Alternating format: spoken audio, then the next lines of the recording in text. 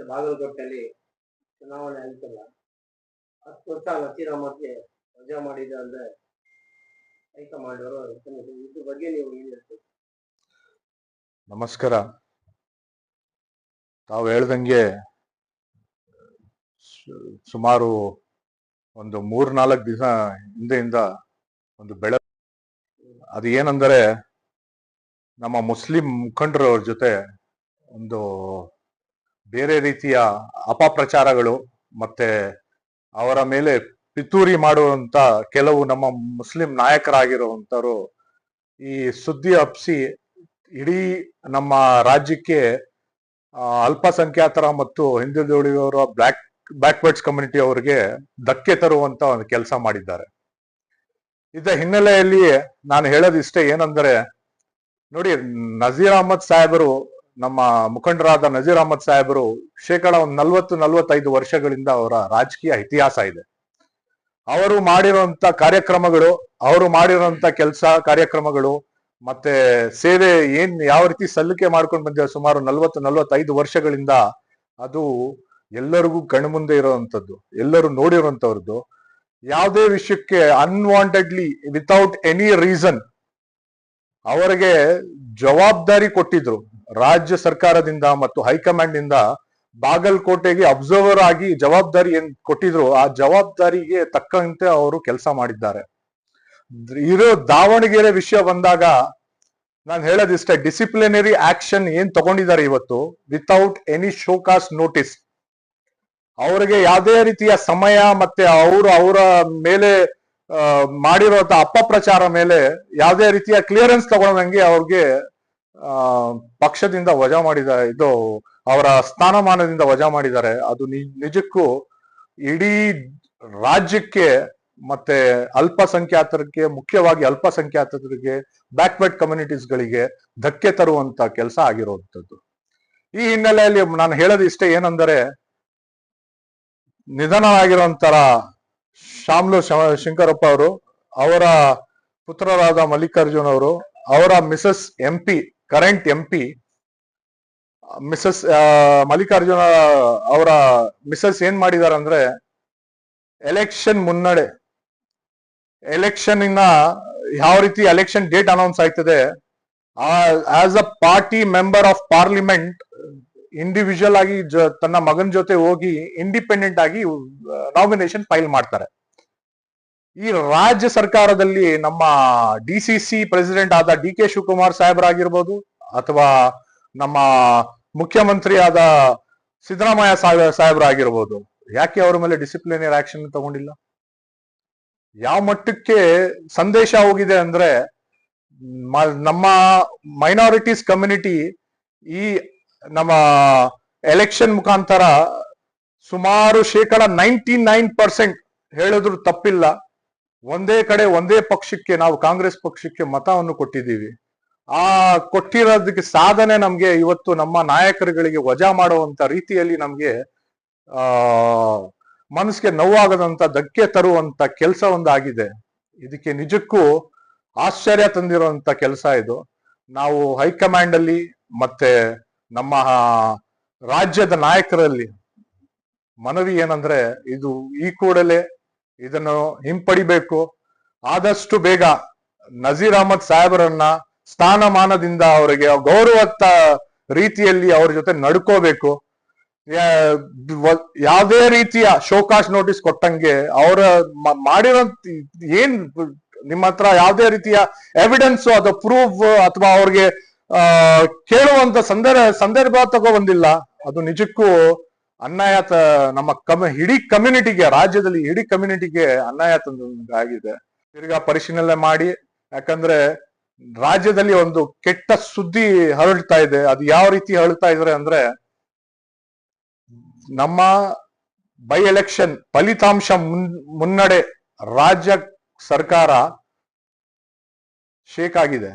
ಯಾವ ಮಟ್ಟಕ್ಕೆ ಶೇಕ್ ಆಗಿದೆ ಅಂದ್ರೆ, ಯಾವುದೇ ರೀತಿಯ ವಿತೌಟ್ ಶೋಕೇಸ್ ನೋಟಿಸ್ ಆಗಿರ್ಬೋದು ಅಥವಾ ಯಾವುದೇ ರೀತಿಯ ಎವಿಡೆನ್ಸ್ ಇಲ್ದಂಗೆ ಯಾವ್ದೋ ಹೂವಗಳಿಗೆ ಅಥವಾ ಯಾರೋ ಕೊಟ್ಟಿರೋಂತ ಸಂದೇಶಗಳಿಗೆ ವಿತೌಟ್ ಎನಿ ಇನ್ಕ್ವೈರಿ ಆಕ್ಷನ್ಸ್ ಇಳಿದಿದೆ ಅಂದ್ರೆ, ಅದು ನಿಜಕ್ಕೂ ಇಟ್ಸ್ ಟೋಟಲಿ ಆ ನಮಗೆ ಸೀಮಿತ ನಮ್ಮ ಇದಕ್ ಬಂದಿಲ್ಲ, ನ್ಯಾಯ ಸಿಗ್ದಂಗೆ ಆಗಿರುವಂತ ನಮ್ಮ ಕಮ್ಯುನಿಟಿಗೆ ಆಗಿರೋದು ನಿಜಕ್ಕೂ ತುಂಬಾ ಬೇಜಾರ್ ತಂದಿದೆ.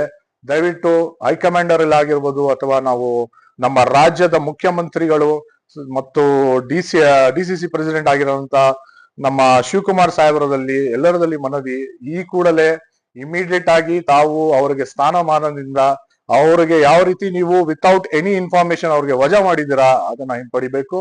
ಮತ್ತೆ ಈ ರೀತಿಯ ಮುಂದೆ ಬರುವಂತ ಡೆವಲಪ್ಮೆಂಟ್ಸ್ ಮುಂದೆ ಗುರಿ ಇಟ್ಟು 2028ಗೆ ಚುನಾವಣೆನೂ ಇದೆ. ಈ ಚುನಾವಣೆಗೆ ಯಾವುದೇ ರೀತಿಯ ಧಗ್ಗೆ ಬರಬಾರದು ಅಂದ್ರೆ ನಮ್ಮ ನಾಯಕರುಗಳಿಗೆ ಕರೆಕ್ಟ್ ಆಗಿ ಸ್ಥಾನಮಾನ ಸಿಗ್ಬೇಕು, ಅವ್ರು ಮಾಡಿರುವಂತ ಕೆಲ್ಸಗಳಿಗೆ ಕಾರ್ಯಕ್ರಮಗಳಿಗೆ ಅವ್ರಿಗೆ ಬೆಲೆ ಸಿಗ್ಬೇಕು ಅಂತ ಮನವಿ. ಮುಂದೆ ದಾವಣಗೆರೆದು ಬಾಗಲಕೋಟೆ ರಿಸಲ್ಟ್ ಇದೆಯಲ್ಲ, ಯಾಕಂದ್ರೆ ರಿಸಲ್ಟ್ ಬಂದಿರಲ್ಲ. ಅದೇ ನಾನು ಹೇಳ್ತಾ ಇರೋದು, ನೋಡಿ ಏನಾಗಿದೆ, ನಮ್ಮ ಅತಿ ಶೀಘ್ರದಲ್ಲಿ ಯಾವ ರೀತಿ ನಾವು ಆಕ್ಷನ್ಸ್ ತಗೊಂಡಿದೀವಿ, ಇದು ನಿಜಕ್ಕೂ ಬೇರೆ ಸಂದೇಶ ಹೋದಂಗ ಆಗಿದೆ. ನಾವು ನಮ್ಮದಲ್ಲಿ ತಾಳ್ಮೆ ಕಲ್ತ್ಕೊಂಡಿದೀವಿ. ನಾವು ಯಾವ ರೀತಿ ತಾಳ್ಮೆ ಕಲ್ತ್ಕೊಂಡಿದೀವಿ ಅಂದ್ರೆ, ಯಾವ್ದೋ ವಿಷಯಕ್ಕೆ ಯಾರೋ ಹೇಳಿದ್ರು ಯಾರೋ ಮಾಡಿದ್ರು ಅಂತ ಅದು ತಗೊಳ್ಳೋದು ನಿಜಕ್ಕೂ ಧಕ್ಕೆ ತರುವಂತ ಕೆಲಸ ಆಗಿದೆ. ಸೊ ಈ ಕೂಡಲೇ ರಾಜ್ಯ ಸರ್ಕಾರ ಅದಕ್ಕೆ ಗಮನಕ್ಕೆ ತಗೊಂಡು, ಬರೀ it's not about a single person, it is about the total community. ರಾಜ್ಯದ ಎಲ್ಲ ಕಮ್ಯುನಿಟಿಯನ್ನು ಮೈನಾರಿಟಿ, ಮುಖ್ಯವಾಗಿ ಮೈನಾರಿಟಿ ಕಮ್ಯುನಿಟಿಯನ್ನು ಗಮನಕ್ಕಿಟ್ಟು, ಯಾಕಂದ್ರೆ ಈ ಕಮ್ಯುನಿಟಿ 99% ನಿಮಗೆ ಮತ ಕೊಟ್ಟಿದೆ. ಬಾಗಲಕೋಟೆಯಲ್ಲಿ 8 ದಿವಸ ನಕ್ಷೀರಾಮ ಕೆಲಸ ಮಾಡಿದ್ದಾರೆ. ದಾವಣಗೆರೆ ಹೋಗಿ ಅಲ್ಲಿ ಓಟ್ ಕೇಳಿಲ್ಲ. ನೋಡಿ, ನಾವು ಆ ಲಾರ್ಜ್ ಸ್ಕೇಲ್ ಅಲ್ಲಿ ಮತ ಕೊಟ್ಟಾದ್ಮೇಲೆ ನಮಗೂ ಒಂದು ಕಮ್ಯುನಿಟಿಯಲ್ಲಿ ಮುಂದೆ ಹೋಗಿ ಮಾತಾಡುವಂಥದ್ದು ಆಗಿರ್ಬೋದು ಅಥವಾ ನಮ್ಮ ಹಕ್ಕು ಕೇಳೋದಾಗಿರ್ಬೋದು ನಮ್ಮ ಅದು ಅಧಿಕಾರ. ಅದು ನಾವು ಕೇಳಿರೋದು ಯಾವುದೇ ರೀತಿಯ ತಪ್ಪಿಲ್ಲ.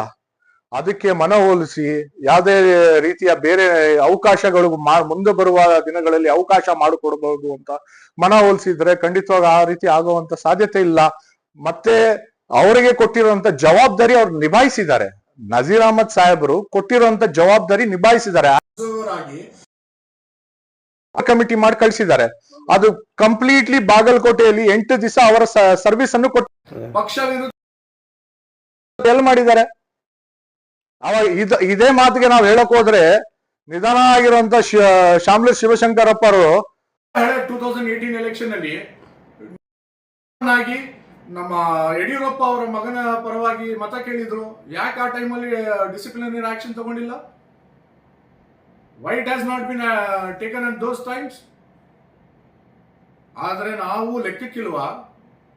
ಮುಸ್ಲಿಂ ಸಮುದಾಯ ಲೆಕ್ಕಕ್ಕಿಲ್ವಾ? ಮತಕ್ಕೆ ಮಾತ್ರ ನಾವಿರೋದ? ನೋಡಿ, ಇದು ಇಟ್ಸ್ ವೆರಿ ಸೆನ್ಸಿಟಿವ್ ಇಶ್ಯೂ. ಇದು ರಿಯಾಕ್ಷನ್ ಭಾರಿ ದೊಡ್ಡದಾಗಿ ಕಾಣ್ತದೆ. ಹೇಳಿರ್ಬೋದು ಯಾರ್ಯಾರೋ. ಸಿ, ಮೋಸ್ಟ್ಲಿ ಮೇಜರ್ ಲೀಡರ್ಸ್ ಆಗಿ ಅಜಿತ್ ಸೈಡ್ ಆದ ಮೇಲೆ ಯಾರಾದ್ರೂ ಆ ಸೀನಿಯರಿಟಿ ಮಟ್ಟಕ್ಕೆ ಬೆಳೆದಿದ್ದಾರೆ, ಸಮಾಜವನ್ನು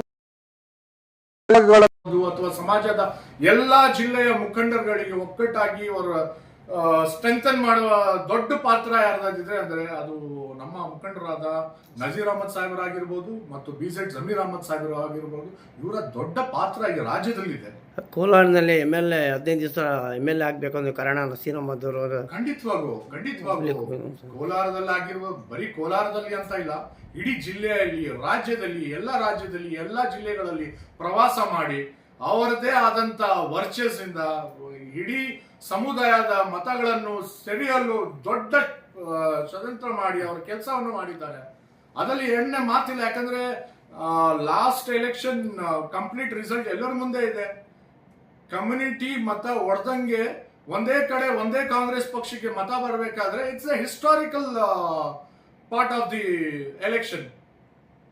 ಬೇರೆ ಯಾವ ಕಮ್ಯುನಿಟಿ ಮತ ಒನ್ ಸೈಡ್ ಆಗಿದೆ ತಾವು ತೋರಿಸಿ. ನಾವು ಯಾರ ಮೇಲೇನೂ we are not ready to show the finger.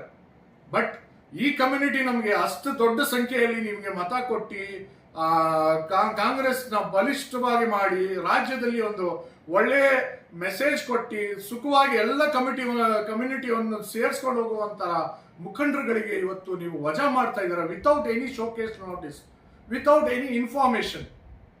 ಅವ್ರಿಗೆ ಅವ್ರದ್ದು ಆಗಿರೋಂಥ ಮತ್ಲಬ್ ಕೇಳಬೇಕಾಗಿತ್ತಲ್ಲ, ಈ ರೀತಿ ಆಗಿದೆ, ಅದಕ್ಕೆ ಯಾವ ರೀತಿ ಅವರು ಪರಿಗಣಿಸ್ತಾರೆ, ಅವ್ರು ಏನ್ ರೀತಿ ಅವರ ಎಕ್ಸ್ಪ್ಲನೇಷನ್ ಕೊಡುವಂತ ಸಮಯನೂ ಸಹ ಕೊಟ್ಟಿಲ್ಲ. ತಾವು ಕೊಟ್ಟಿರೋಂತ ಹೇಳೋಂತ ಒಂದೆರಡು ದಿವಸದಲ್ಲಿ ತಾವು ವಜಾ ಮಾಡ್ತೀರಾ ಅಂದ್ರೆ ಅದು ಯಾವ ರೀತಿ ನಮ್ಮ ಕಮ್ಯುನಿಟಿಗೆ ನ್ಯಾಯ? ನೆಕ್ಸ್ಟ್ ಮುಂದೆ ಏನಿದೆ ಸರ್? ಅದು ನಾವೆಲ್ಲ ಮುಖಂಡರ ಜೊತೆ, ನಮ್ಮ ಹಿರಿಯ ಮುಖಂಡರ ಜೊತೆ ಕೂತ್ಕೊಂಡು ಚರ್ಚೆ ಮಾಡಿ ಖಂಡಿತವಾಗಿ ಒಂದು ನಿರ್ಧಾರಕ್ಕೆ ಬರ್ತೀವಿ. ಇದೇ ರೀತಿ ನಾವು ನಮ್ಮ ನಾಯಕರನ್ನ ಪರಿಗಣಿಸ್ತಾ ಇದ್ರೆ, ಅವ್ರನ್ನ ಈ ಮಟ್ಟಕ್ಕೆ ತಗೊಂಡೋಗ್ತಾ ಇದ್ರೆ, we will go with the mass resignation. ನಾವು ರಾಜ್ಯದಲ್ಲಿ ಒಂದು ದೊಡ್ಡ ಮಟ್ಟದ ಮಾಸ್ ರೆಸಿಗ್ನೇಷನ್ ರೀತಿಯಲ್ಲಿ ನಾವು ಒಂದು ರ್ಯಾಲಿಯನ್ನು ಆರಂಭ ಮಾಡಿಸ್ತೀವಿ. ಯಾಕಂದ್ರೆ ಇದು ನಿಜಕ್ಕೂ ನಮಗಾಗಿ, ಮೈನಾರಿಟಿ ಕಮ್ಯುನಿಟಿಗಾಗಿರ್ಬೋದು ಅಥವಾ ಬ್ಯಾಕ್ವರ್ಡ್ ಆಗಿರುವಂತ ಅನ್ಯಾಯವನ್ನು ಇಡೀ ರಾಜ್ಯ ನೋಡ್ತಾ ಇದೆ, ಇಡೀ ದೇಶ ನೋಡ್ತಾ ಇದೆ. ಇಲ್ಲಿಂದ ನಡೆಯುವಂತ ಷಡ್ಯಂತ್ರಗಳು, ಇಲ್ಲಿ ನಡೆಯುವಂತ ಅನ್ಯಾಯಗಳು ಇಡೀ ದೇಶಕ್ಕೆ ಮಾದರಿಯಾಗುವಂತ ಕೆಲಸ ಆಗ್ತದೆ. It may be effect for other States. ಬೇರೆ ಸ್ಟೇಟ್ಸ್ ಅಲ್ಲಿ ಎಲ್ಲೆಲ್ಲ ಎಲೆಕ್ಷನ್ಸ್ ನಡೀತಾ ಇದೆ, ಅದಕ್ಕೆ ಅಲ್ಲಿ ಬರುವಂತ ಫಲಿತಾಂಶಕ್ಕೆ ಇದು ಕಾರಣ ಆಗಬಹುದು. ಸೊ ಈ ಕೂಡಲೇ ನಮ್ಮ ರಾಜ್ಯ ಸರ್ಕಾರ ಮತ್ತು ಹೈಕಮಾಂಡ್ ಅವರ ಸೂಕ್ತ ನಿರ್ಧಾರಕ್ಕೆ ಬಂದು ದಯವಿಟ್ಟು